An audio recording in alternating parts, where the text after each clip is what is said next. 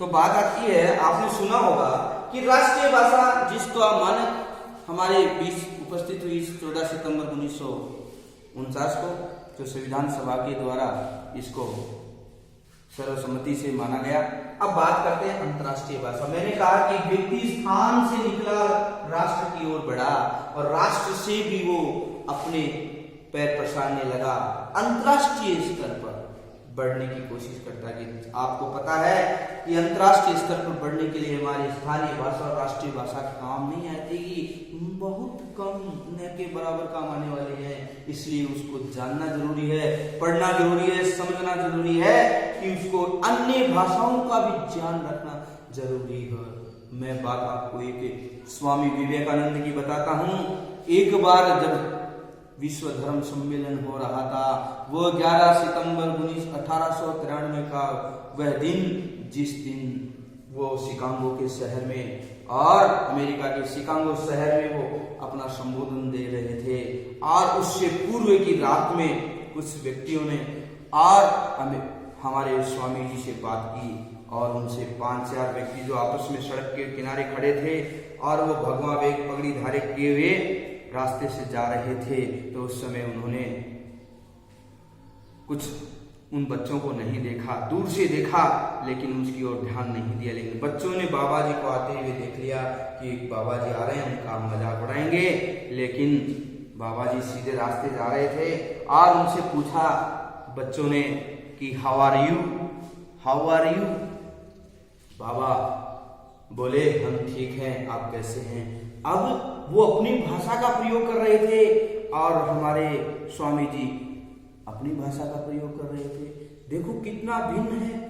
अब 5 में से एक जो व्यक्ति था, उनमें थोड़ी सी हिंदी समझ आ रही थी।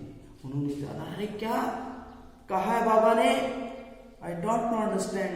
उन्होंने कहा अरे ये कह रहे कि हम ठीक हैं, आप कैसे हैं। तो ऐसा सुन करके उन्होंने कहा बाबा जी कैसे हैं आप। तो हिंदी का उपयोग उन्होंने किया, उन 5 बंधुओं ने।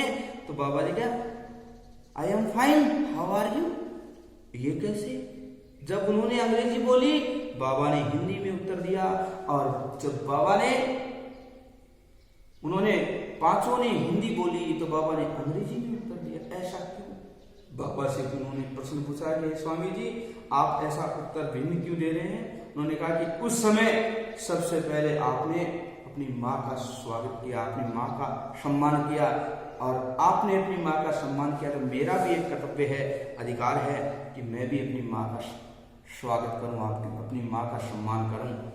आपने हमारी माँ का सम्मान किया, मैंने भी दूसरी माँ का सम्मान किया। ये होता है जिसको बोलते हैं टू रेस्पेक्ट ईच अदर।